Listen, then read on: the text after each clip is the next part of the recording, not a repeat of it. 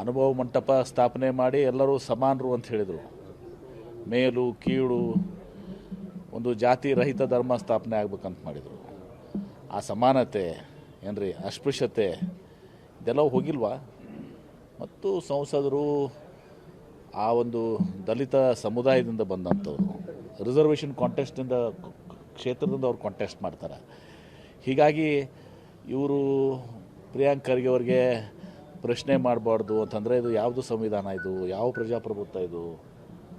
ಅದು ಒಬ್ಬ ಸಂಸದರು ಹಿರಿಯರು, ನನಗನ್ನಿಸೋ ಮಟ್ಟಿಗೆ 6-7 ಬಾರಿ ಸಂಸದರಾಗಿ, ಕೇಂದ್ರ ಸಚಿವರಾಗಿ, ರಾಜ್ಯದಲ್ಲಿ ಸಚಿವರಾಗಿದ್ದಂಥವ್ರು, ಅವರು ಈ ರೀತಿ ಮಾಡುವಂಥದ್ದು ಬಹುಶಃ ಅವರ ಗುಲಾಮಗಿರಿ ಮನಸ್ಥಿತಿಯನ್ನು ಇನ್ನೂ ತೋರಿಸ್ತದೆ. ಪ್ರಿಯಾಂಕ್ ಖರ್ಗೆ ಅವರು ಅವರ ವಾಕ್ ಸ್ವಾತಂತ್ರ್ಯ ಇದೆ, ಅವರೊಬ್ಬ ಗೃಹ ಸಚಿವರಾಗಿದ್ದಾರೆ, ಕಾನೂನಾತ್ಮಕವಾದ ಪ್ರಶ್ನೆಗಳನ್ನು ಕೇಳಿದ್ದಾರೆ, ಅದಕ್ಕೆ ಉತ್ತರ ಕೊಡಬೇಕು. ಅದಕ್ಕೆ ಪ್ರಿಯಾಂಕ್ ಖರ್ಗೆ ಅವ್ರಿಗೆ ನೀವು ದಲಿತರಾಗಿ ಪ್ರಶ್ನೆ ಮಾಡೋದು ಅಂದರೆ ಏನಂತಾರೆ? ದಲಿತರಿಗೆ ಪ್ರಶ್ನೆ ಮಾಡೋ ಹಕ್ಕಿಲ್ವಾ? ದಲಿತರು ಇನ್ನೂ ಜೀತದಾಳಾಗಿರ್ಬೇಕಾ? ಹಾಂ, ಅದು ಯಾವ ಶತಮಾನದಲ್ಲಿದು? ಹಾಂ ನೋಡ್ರಿ, ಅಂದರೆ ದಲಿತರು ಆ ಶಕ್ತಿ ಇಲ್ವಾ ಏನ್ರಿ?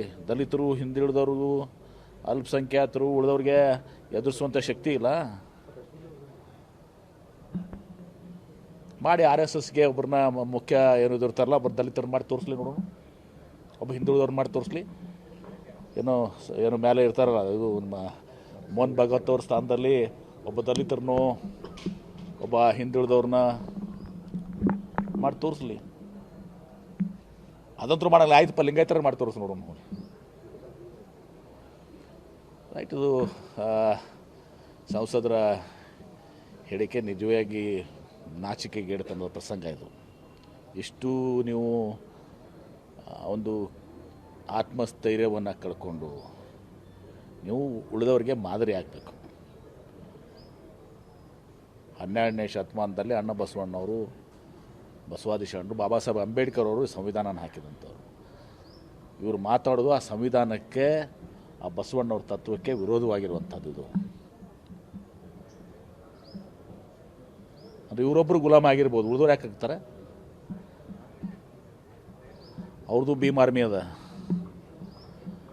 ಹಾಂ, ಮತ್ತೆ